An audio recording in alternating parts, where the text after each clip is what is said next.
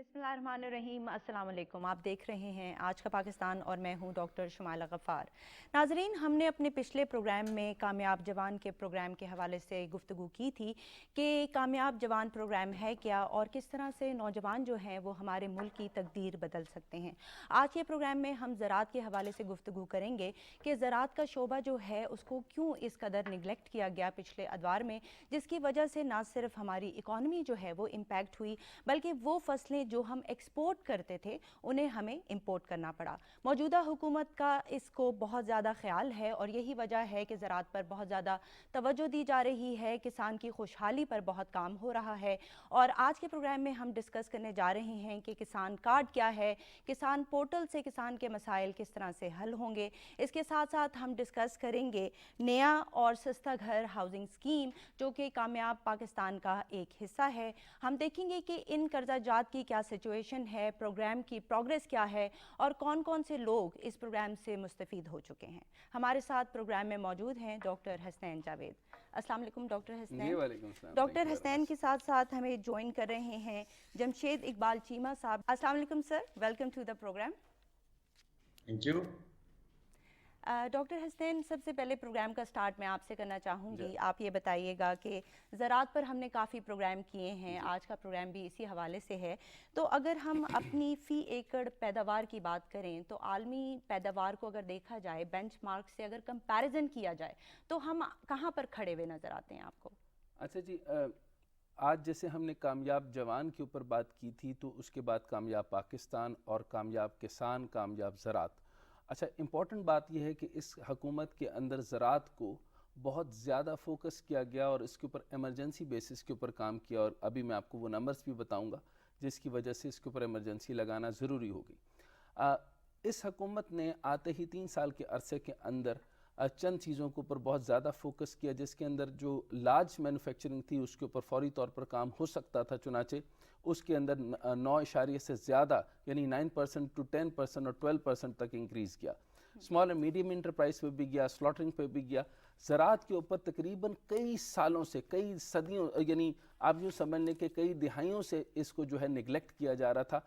पुराने बीज थे, सीड्स बैंक नहीं कोई थे, इनोवेशन नहीं आप थी, कोई बिल्कुल। इनोवेशन नहीं थी, एग्रीकल्चर मैकेनाइजेशन नहीं था, सी पैक था, लेकिन चाइना से उस तरीके से महारत नहीं हासिल की, जिद्दत तराजी नहीं की गई और ना नॉलेज इकॉनमी को इस्तेमाल किया ज़राअत के अंदर, तो उस तरीके से ज़राअत का हालात अच्छे नहीं थे। अगर आलमी पस मंज़र में देखा जाए तो पाकिस्तान का अगर मैं देखूं, आलमी पैदावार में जो बेंचमार्क का मुवाजना अगर मैं कर दूं, तो गन्ने की पैदावार को देखें तो आप जो कि अलग बात है कि इसके ऊपर डिस्कशन हम बहुत ज़्यादा कर चुके बहुत हैं कर कि चुके गन्ने को हैं। हम बहुत ज़्यादा लगाया गया और वो टेक्निकल जो सियासी मामलात की बुनियाद के ऊपर और चंद ख़ानदानों की रज़ा की बुनियाद के ऊपर वो था। लेकिन बहरहाल गन्ने की पैदावार में देखें तो पूरी दुनिया में आलमी तकाबली जायज़ा दे रहा हूँ मैं, सो उसके हिसाब से गन्ने की पैदावार 40 से 45% कम है। यूँ देखिए कि मकई की जो है 45 से 50% कम है, गंदम 30 से 40% कम है, कपास 40 से 45% कम है, बासमती चावल जो है वो 40 से 45% कम है, दालें जो हैं 45 से 50% कम है। पाकिस्तान गंदम की पैदावार में 3.1 टन के मुकाबले में फ्रांस 8.1 टन फी एक हेक्टर के हिसाब से। इस तरह चावल को देखें तो अमेरिका के फी हेक्टर में 9.1 यील्ड करता है, जबकि इसके मुकाबले में पाकिस्तान की चावल की पैदावार 2.7 फी हेक्टर है। तो यूं अगर आपके हालात मैं इस तरीके से तकाबली जायजा देखूं, हम सो काफ़ी पीछे नज़र आते हैं आपको। काफ़ी सारे, और वीट के अंदर अगर देखें तो इस साल अगर हमारे बम्पर क्रॉप होने के बावजूद भी 27 मिलियन के ऊपर हुई, जो कि 3 गुना अभी भी कम है, जिसको हमें इंपोर्ट करना पड़ेगा। बाकी मामलात के अंदर देखें, लेकिन अच्छी बात यह है इसके अंदर प्राइस के अंदर शुगर की प्राइस में भी देखूं तो 106 से लेके 113 रुपए पर केजी, और लेकिन जो गवर्नमेंट ने रेट फिक्स किया, अगेन प्राइम मिनिस्टर ने बहुत सारे इकदाम ज़राअत के ऊपर किए, लेकिन फूड इनसिक्योरिटी एक बड़ा इशू है। स्टेटिस्टिकल नंबर के साथ मैं मजीद आगे बात करूंगा क्योंकि हमारे पास इस वक्त चीमा सा मौजूद है, लेकिन वरना मैं इस वक्त ब्यूरो स्टेटिस्टिक्स का अदाद शुमार के साथ आपको अगली चंद मामलात बताता, लेकिन वही बताएंगे। फूड इनसिक्योर हो चुके हैं जी, हम 31% जो है फूड इनसिक्योरिटी की तरफ जा रहे हैं। हमें ये पता होना चाहिए कि दालें, गंदम, ये सारे मामलात बीज तक 10 साल पुराने इस्तेमाल होते रहे। तो इस हुकूमत के ऊपर आप इतने बड़े बर्डन्स नहीं डाल सकते। पुरानी जो तमाम जो गलत तरीकाकार इस्तेमाल किए गए थे, जिद्दत तराजी नहीं गई, एग्रीकल्चर को फोकस नहीं किया गया बजट के अंदर। इससे बजट से पहली दफा ज़राअत में बेहतरी पैदा हुई, तो उस बेहतरी का भी मैं जिक्र अभी थोड़ी देर में करूंगा। और जो उसके बाद जो सबसे इम्पोर्टेंट बात है कि जब ये चीमा साहब की गुफ्तगू से पहले तो जारी क्या किया गया, क्यों फोकस किया गया फूड इनसिक्योरिटी की वजह से। जो government of Pakistan federal unit ने बहुत सारे मामला किए, मैं एडमिनिस्ट्रेटिव यूनिट की बात करूंगा। अब जो है ये तकरीबन 49 अरब रुपए यानी 39 अरब रुपए की बिलासूद ज़रई कर्जाजात की फरहमी है। ज़रई कर्जाजात में जो फसल रबी है उसके अंदर 30,000 रुपए फी एकड़ और फसल खरीफ के लिए 50,000 रुपए फी एकड़। फिर 12.5 बात करेंगे। जी हाँ, वो मैं सिर्फ थोड़ा सा जरा बताना चाह रहा हूँ। ये वो सब्सिडीज हैं जो कि फौरी तौर पे दी जा रही हैं। और फिर उसके बाद सूरजमुखी के लिए क्या किया, गंदम के लिए क्या किया, बम्पर क्रॉप्स को मजीद बढ़ाने के लिए क्या किया। हमें स्ट्रेटेजिक असलूब की ज़रूरत है। अब हम चलते हैं चीमा साहब की तरफ से, ताकि हम बहुत ज़्यादा यानी इस टाइम पर जो फील्ड में जो प्रोसेस चल रहे हैं, किसान कार्ड, पाकिस्तान और ज़रई इमरजेंसी के नफाज और किन किन एरिया में कितने बजट्स को लगाया गया, उस पर बात करते हैं। जी चीमा साहब, welcome to our programme sir.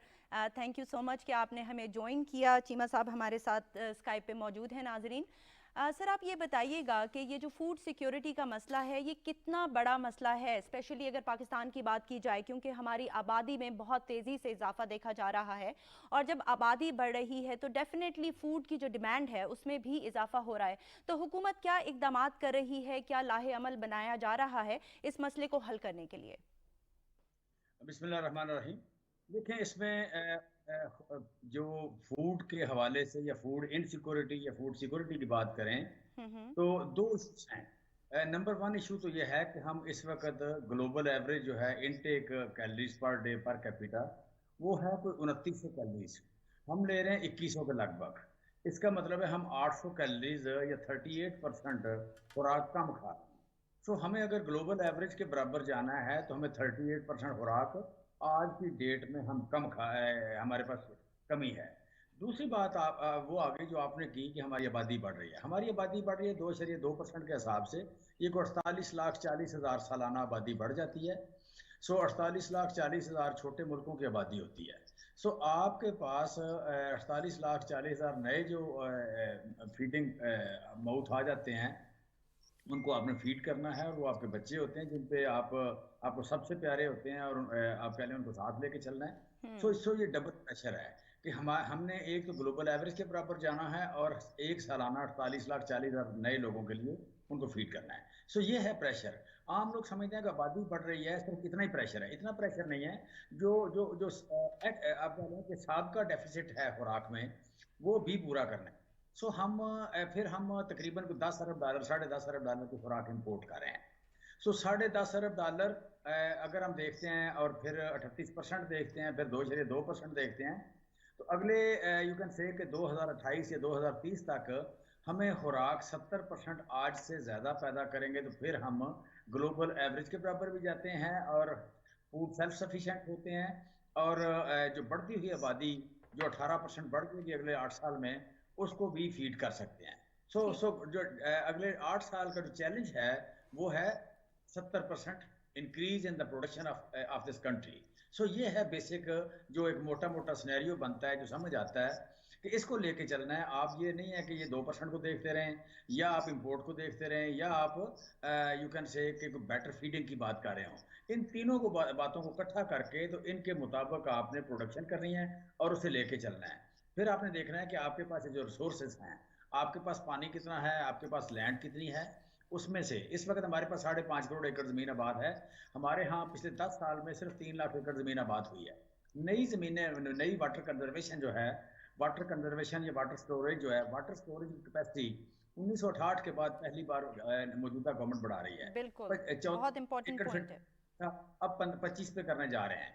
फिर ये था कि जो पानी इंडस बेसन से बाहर है, इंडस बेसन से जो बाहर पानी है उसको कभी किसी ने गिना ही नहीं, उसे कभी किसी ने काउंट ही नहीं किया। वो 18.7 मिलियन एकड़ फीट पानी है।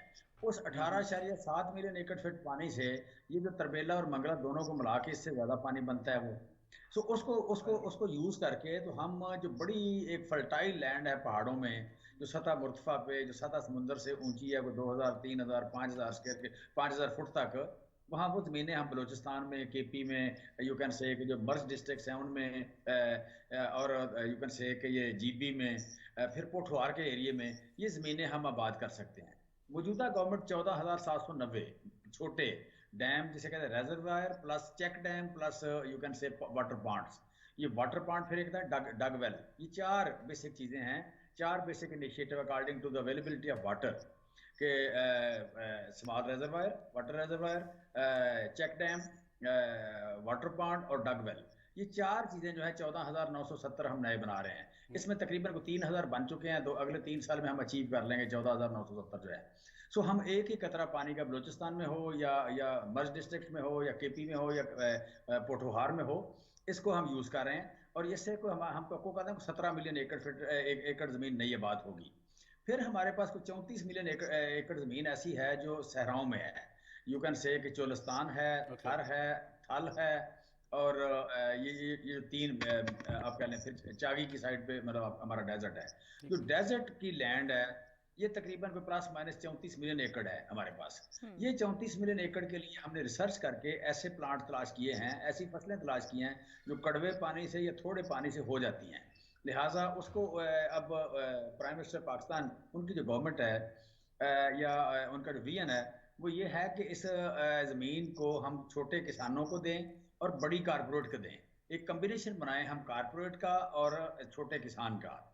सो इन ज़मीनों को हम जो 34 मिलियन एकड़ ज़मीन है इसको हम आबाद करें। ये जो आप शुरू करें डेरा इस्माइल खान से शुरू करें या आप पटांग से पीछे से, सर चीमा तो साहब यहाँ से लेके ये जाती है कराची के यू कैन से समुद्र तक, फिर अब वहाँ जाती है यू कैन से बलूचिस्तान के साहिल समुद्र के साथ साथ सिंध में जाती है। तो ये थर थल और यू कैन से दिस चोलिस्तान, ये तीन बड़े आप यानी एरियाज हैं स्ट्रैटेजी जो जो है वो हमारे बनाई फोकस जा में रही है। है और लिहाजा हम जी नई डॉक्टर ज़मीनें भी बात हुसैन कर रहे आप हैं क्या और पूछना चाहेंगे यहाँ पर? चीमा साहब अगर इजाज़त दें तो मैं सवाल करना चाहूँगा। जी बिस्मिल्लाह। अच्छा जी, अच्छा सर इसी तरीके से ये तो आपने स्ट्रेटेजिक तरीका बताया, बिल्कुल ठीक है। कुछ लोग कुछ चीज़ें आपने फरमाया कि 3 साल के अंदर मुकम्मल होंगी, 5 साल में होंगी, 10 साल में होंगी। जो रिजर्वायर तकरीबन 87 अरब रुपए, सॉरी 97 अरब रुपए मुख्तस किया गया जो डैमों के लिए किया गया। जो डैम से जो पानी होगी, रिजर्वायर्स होंगी, इरिगेशन का सिस्टम होगा, वो तो हो गया।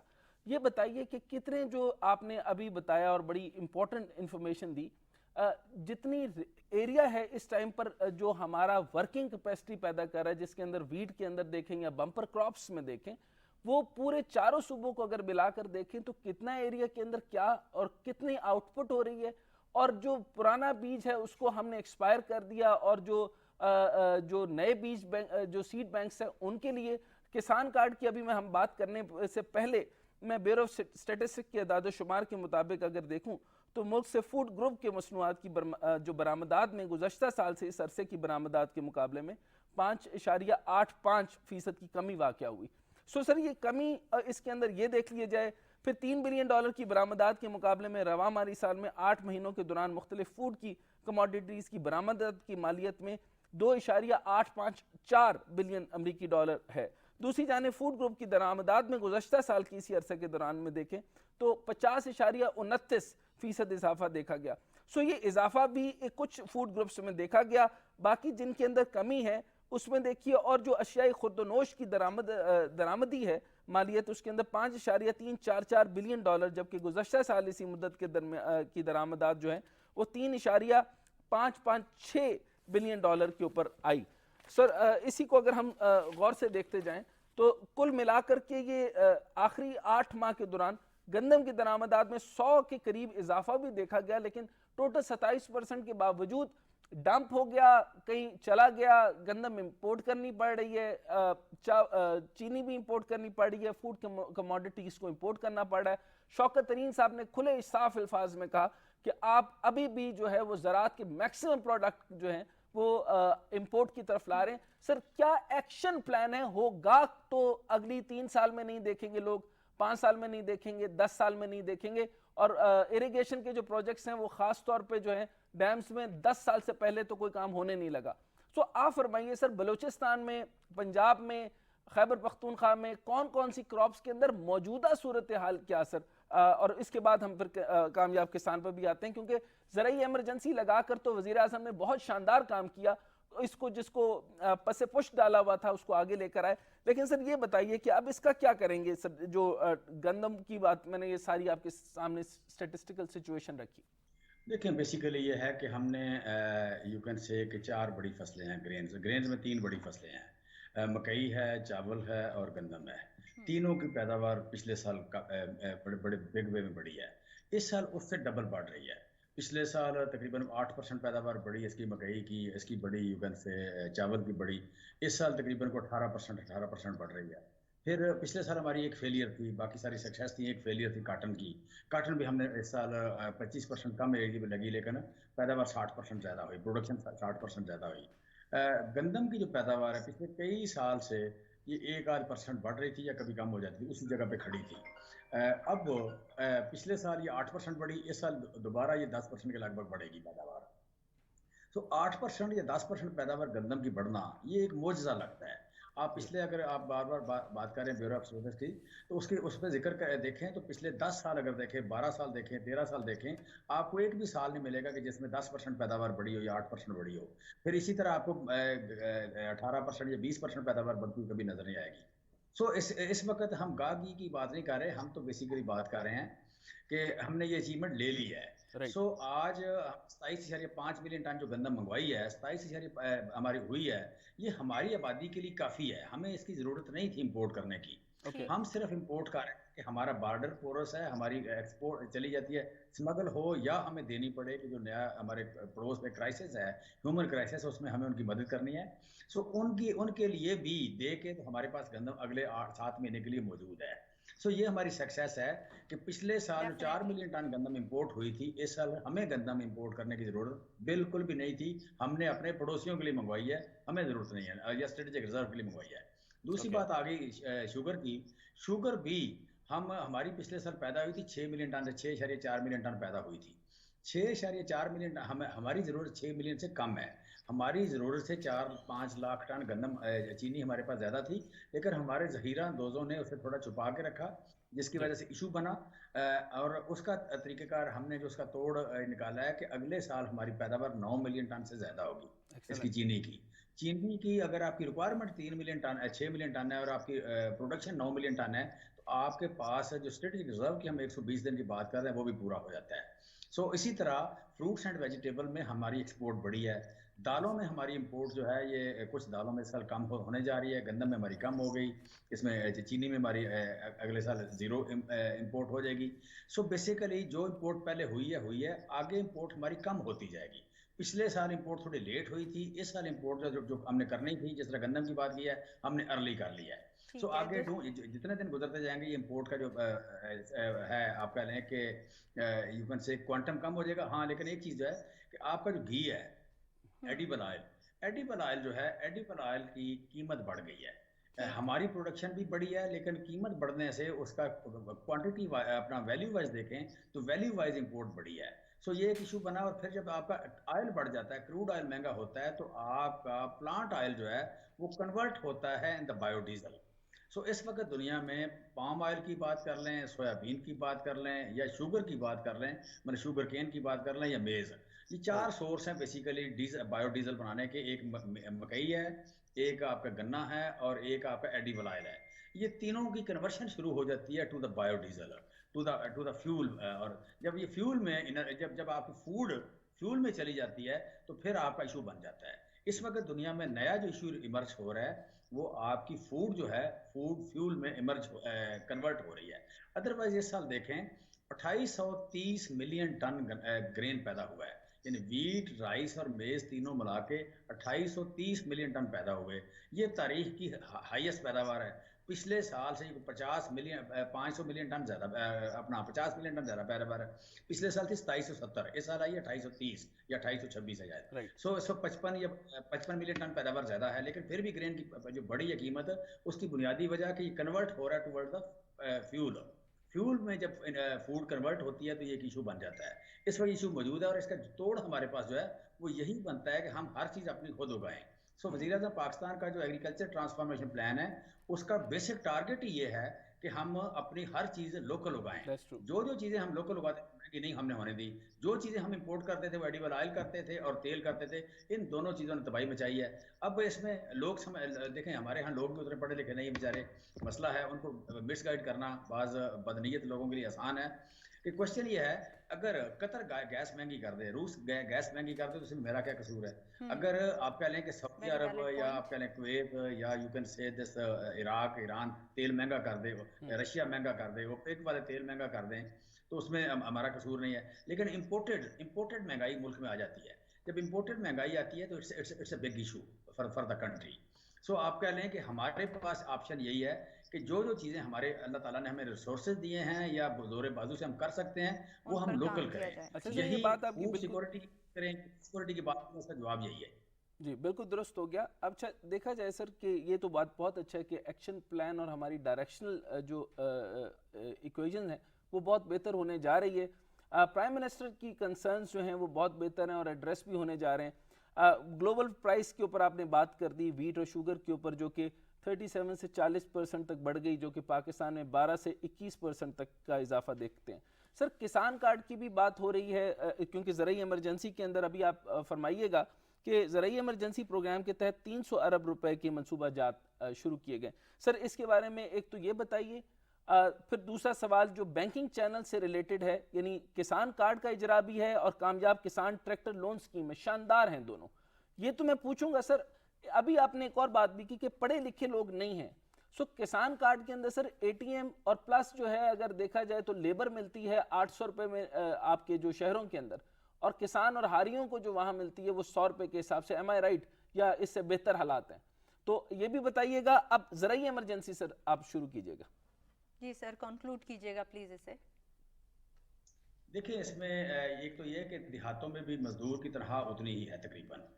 देहातों में मजदूर के लिए काम करना मुश्किल होता है, इसलिए कि धूप में खड़ा होता है, सर्दी में खड़ा होता है। शहर में थोड़ा सा वो छत के नीचे होता है और पंखे शंखे लगे होते हैं, बाकी लेबर तकरीबन एक जैसी है। बट 45-46 डिग्री सेंटीग्रेड के नीचे खड़े होकर काम करना मुश्किल है। लिहाजा अगर आपने किसान को बचाना है तो आपको मैकेनाइजेशन करनी पड़ेगी। सो जी हमारी गवर्नमेंट ने जो वज़ीर आज़म का ट्रांसफॉर्मेशन प्लान है, उसमें 56 इम्प्लीमेंट्स ऐसे दिए हैं जो चारा काटने के, हल चलाने के, बन्ने बनाने के, यू कैन से जैसे खाले निकालने के, गोडी करने के, बागों से फल उतारने के, बागों की प्रूनिंग करने के, ये चारा सेव करने के, तूड़ी बनाने के, मल्चिंग करने के, ये तकरीबन हर तरह के इम्प्लीमेंट्स दिए ताकि मजदूर के कम से कम उसमें इंटरवेंशन हो, मजदूर की जरूरत कम पड़े। अच्छा सर, दूसरा टाइम ये की है कमी की कि बात, पहले उसको जो कर्जा मिलता टाइम मिलता की था, कमी की वजह से मैं कर्जा जो जरा मिलता था तेजी वो से महंगा। सवाल करना चाहता हूं कि किसान कार्ड पे जरूर फरमाइएगा कि क्या क्या आसानियां देने जा रहे हैं आप ज़राई इमरजेंसी के तहत किसान कार्ड के ऊपर। ये किसान कार्ड बेसिकली जितने भी पहले सब्सिडी दी जाती थी उसमें ह्यूमन इंटरेक्शन होता था। राइट। ठीक। उसके दरमियान हुकूमत और किसान के दरमियान एक आदमी होता था या दो आदमी होते थे। वो दो आदमियों की डिस्क्रिशन थी। या अगर कूपन देते थे तो कूपन की एक सेकेंडरी मार्केट क्रिएट हो जाती है कि कूपन हमें दे दो। किसान अनपढ़ था, उसे कहा कि कूपन हमें दे दो और उससे सस्ता ले लेते। 1000 रुपए का कूपन है तो उससे 500 का खरीद लिया, उससे पूरी सब्सिडी नहीं मिलती थी। अब गवर्नमेंट के और किसान के दरमियान कोई चीज़ नहीं है। ओके। गवर्नमेंट और किसान के दरमियान एक कार्ड है, वो जाकर पंच करेगा तो उसको पूरी सब्सिडी मिल जाएगी। सो इसमें ह्यूमन इंटरेक्शन जो है, ह्यूमन डायरेक्ट यू कैन से डिस्क्रिप्शन खत्म हुई है, उससे रिश्वत खत्म हो जाएगी, उससे जो एक ट्रांसपेरेंट होगा इस्तेसाल प्रोसेस। था उसका वो खत्म हो जाएगा। ठीक और सर। काम बड़ा सादा है कि उसने जाके कार्ड लेके जाना है, जाके दुकान पे उसने देना है, दुकान वाले ने पंच करना है और उसको सब्सिडी मिल जाएगी।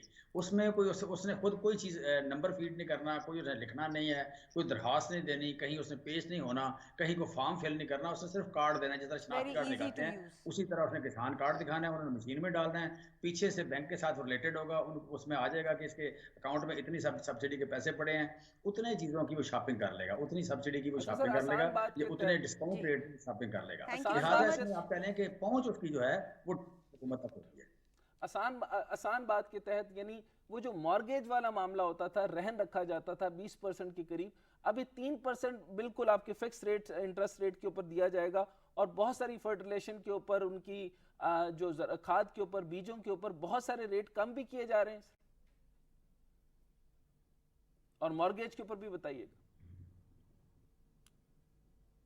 ये बहुत अच्छा बेसिकली देखे, पहले किसान के दो जराए थे पैसे लेने के। एक था आड़ती जो 4 महीने का 5 महीने का 24% उसे ले देता था, उसे 24% महंगी यूरिया देता था, महंगी डीएपी देता था, उससे फसल भी सस्ती लेता था। सो एक तो वो इशू था। दूसरा इशू जो है, आप पहले अगर बैंकों से भी लेता था तो 15-18%, 12-13% उसे इंटरेस्ट मिलता, इंटरेस्ट में चीज़ मिलती थी।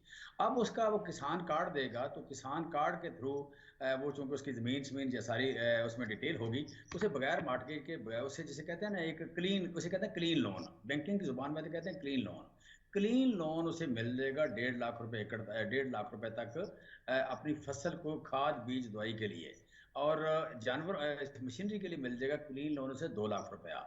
और अगर उसने जानवरों के लिए लेने हैं पैसे तो उसे क्लीन लोन मिल जाएगा 5 लाख रुपया। ये अगर उसको बगैर कोई जायदाद रहन रखे, बगैर प्रॉपर्टी आप पहले मार्टगेज कराए, उसे ये मिल जाता है। तो ये इतना बड़ा इनकलाबी कदम है, इतना बड़ा इनकलाबी एग्जैक्टली, कदम है कि ज़राअत में बिल्कुल आप कह लें कि एक रेवोल्यूशन है, रेवोल्यूशन कि है उसकी जी। उसकी हालत बदल गई है बिल्कुल। उसकी आप कह लें कि उसका उसकी और दूसरी की बैंकिंग जो है, बैंकिंग से शाइनेस जो थी किसान की, वो खत्म हो जाएगी। थैंक जब यू उसे सो पता मच। चलता है कि 3% से 2% में मिलता है तो बहुत बहुत बड़ा एक किसान का बैंक की तरफ रुख हो जाएगा। उसकी थैंक यू सो बचतें मच बढ़ सर फॉर जाएंगी, योर उसका धन टाइम, रहने बढ़। We appreciate that, thank you. जी डॉक्टर हसनैन, जी किसान कार्ड के हवाले से हमने बात कर रहे थे जी हम चीमा साहब से, लेकिन यहाँ पर वक्त हुआ है नाजरीन एक ब्रेक का। ब्रेक के बाद दोबारा हाजिर होंगे, हमारे साथ रहिएगा।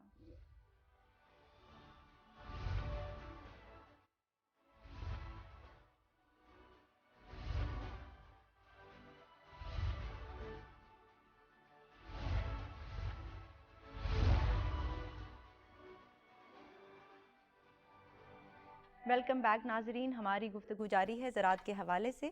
आइए डॉक्टर हसनैन से गुफ्तगू का आगाज़ करते हैं। जी डॉक्टर जी हसनैन, किसान कार्ड के हवाले से अभी चीमा साहब ने बताया, तो आप इसको ज़रा मज़ीद एलेबोरेट कीजिएगा कि किसान कार्ड है क्या और इससे किस तरह से किसानों के मसाइल हल होंगे, क्योंकि जी 90% से ज़्यादा जो किसान है वो छोटा किसान है। जी तो क्या इससे हर किस्म का किसान फ़ायदा उठा सकता है, छोटा बड़ा जो भी हो? और दूसरा, किसान पोर्टल के मुतालिक भी बताइएगा, क्योंकि जो सिटीज़न पोर्टल था उसमें तकरीबन 26,000 शिकायत जो थी वो किसानों की तरफ से थी एग्जैक्टली और उनका अजाला नहीं किया जा रहा था। तो अभी आपको लगता है कि इससे सिचुएशन जो है वो इम्प्रूव होगी, किसानों के मसाइल हल जी होंगे? हाँ, अभी आपने देखा कि मैंने चीमा साहब से यही सवालात किए थे। उससे पहले एक दफ़ा फ़खर इमाम साहब ने बहुत सारी डिटेल में बात की थी, लेकिन कंसर्न्स का इजहार किया था। उसमें बहुत सारी नई बातें थीं, और लेकिन स्ट्रेटेजिकली उन्होंने कहा कि हम स्ट्रेटेजिक लेवल के ऊपर ये बातें देख रहे हैं। अच्छा, अब ये इम्पोर्टेंट बात है कि किसान कार्ड आ गया और कामयाब किसान ट्रैक्टर लोन स्कीम आ गई। मैं इसको डिटेल में अगर आपको थोड़ा सा अगर ब्रीफ कर दूं, तो ये बात दुरुस्त है कि जो आपके डायरेक्ट फाइनेंशियल बेनिफिट्स हैं वो मिल रहे हैं। फिर उसके बाद जो है वो मॉर्गेज जो होता है, जिसको हम रहन कहते हैं, अब ज़मीन रहन नहीं रखनी पड़ेगी। अच्छा, अब ज़मीन रहन नहीं रखनी पड़ेगी बैंक के पास, तो बैंक छोटे काश्तकार के पास बगैर रहन के कैसे रखेगा? ये बैंकिंग चैलेंज का सब्जेक्ट है। आपको याद होगा हमने स्टेट बैंक ऑफ पाकिस्तान से बार बार कहा, उन्होंने कहा हम बैंक्स की तरबियत कर रहे हैं। अच्छा, अब तरबियत करने के लिए भी अगला कुछ अरसा लगेगा, और तरबियत होती है या नहीं होती अलग बात है, लेकिन इनिशिएटिव तो गवर्नमेंट की तरफ से अच्छा है। अब अगर आप यहाँ देखते हैं कि एटीएम के जरिए जो है वो किसान कार्ड दिया जा रहा है, प्रोक्योरमेंट ऑफ द पेस्टिसाइड्स जो हैं, यानी उनके जो परचेज है पेस्टिसाइड की टाइमली, उसको देखना है। फिर लोन हो गए। अब अगर देखते हैं किसान जो कामयाब किसान ट्रैक्टर स्कीम के बारे में, ये मैं चीमा साहब से पूछ रहा था, जिसकी मैं डिटेल सुनना चाह रहा था, लेकिन उतना डिटेल उन्होंने नहीं फरमाया। लेकिन यहाँ देखें कि 5,000 ट्रैक्टर अमंग द यूथ ये देने का प्रोग्राम है, जो कि एक बहुत अच्छी इनिशिएटिव है, और खान साहब इसके ऊपर डिटेल काम कर रहे हैं, और वो चाहते हैं कि ऐसा काम हो। मसलन फार्मर जो है उसको अंदर मॉर्गेज नहीं मिलेगा, उसको लोन जो है वो रहन रखकर ज़मीन नहीं मिलेगी। पहले तो 20% एक उसके ऊपर जो था आपका टैक्स वो होता था, फिर उसके ऊपर आपको जो है वो रहन की रकम अलग से देनी पड़ती थी, और उस वक्त तक वो गिरवी रखा जाता था। रहन आप मॉर्गेज को यूं ये समझ प्रोसेस लीजिए। बहुत आसान फिर हो अगर गया आप अब। देखें कि ये 20% जो मॉर्गेजिंग के ऊपर 20% इंटरेस्ट वाला है, वो सिस्टम खत्म कर दिया गया। फिर 3% इंटरेस्ट के ऊपर जो है वो आपको कोई भी कर्जा जात मिल जाएंगे। फिर कमर्शियल बैंक जो है वो 10 लाख रुपए देगा। इस तरीके से अगर आप देखें कि ट्रैक्टर की प्राइस अगर 1 लाख है, तो इसके अंदर आपको जो है वो डिफरेंट उतने ही आपको कर्ज मिल जाएगा, लेकिन इससे ऊपर है तो उसके अंदर थोड़ी सी वेरिएशन आएगी। मैं आम और सादा आसान जुबान में बात कर रहा हूँ कि हमारे नौजवान जो हैं वो ज़्यादा से ज़्यादा ज़राअत की तरफ आएँ, ताकि ट्रैक्टर के अंदर लोन मिल रहा है, उनको 10 लाख रुपए मिल रहा है, उनके ऊपर जो बम्पर क्रॉप्स हैं या जो टेक्निकल असिस्टेंस लोन सेंटर से कितना है जो वो ले सकते जी हैं? 10 लाख रुपए, जैसे 10 मैंने लाख कहा है, कमर्शियल ठीक। बैंक एक आदमी कितना लोन ले सकता है। ठीक। टोटल लोन का हुजम तो मैंने अभी आपके सामने अर्ज किया कि 300 अरब रुपए का मंसूबा अलग है, ठीक। 49 तो खाली सिर्फ और सिर्फ आपके लिए पंजाब के लिए दिया गया, और इसकी मैं आगे आपको डिटेल्स भी बयान करता हूँ। फिर आगे देखें कि लोन इंस्टॉलमेंट के अंदर ड्यूरेशन जो है वो तकरीबन 7 से 8 साल रखी गई है, बड़े लेवरेज टाइम रखा गया। काफी लंबा अच्छा, टाइम है। इंस्टॉलमेंट जो है वो मंथली बेसिस पे है, 10% एडवांस पेमेंट दी जाएगी।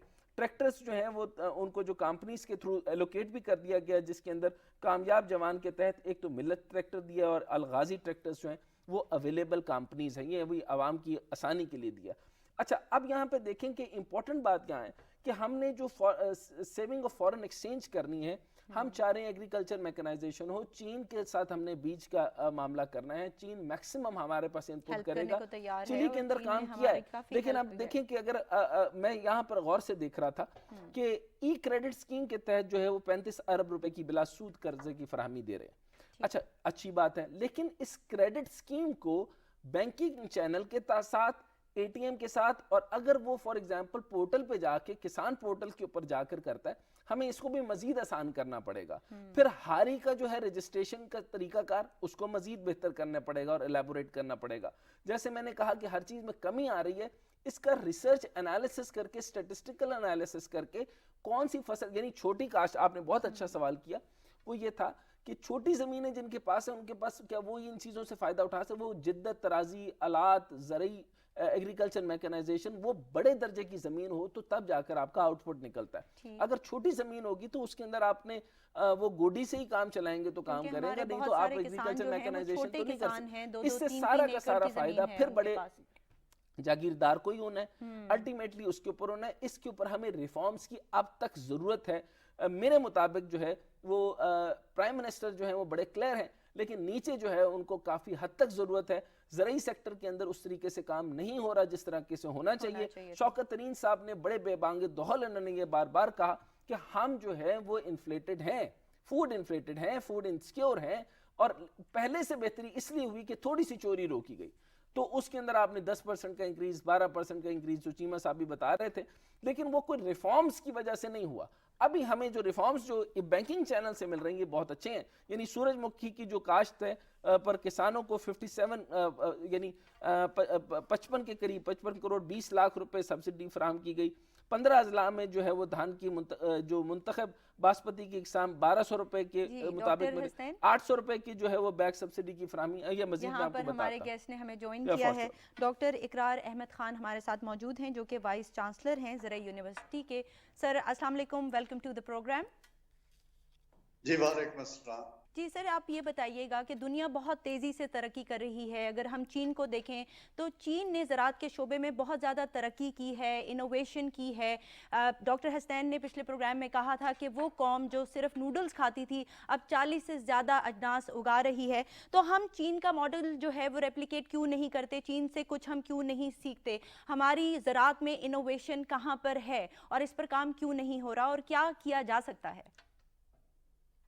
देखिए, एक तो मैं गुजारिश करना चाहूँगा कि ऐसा हरगज़ नहीं है कि काम नहीं हो रहा।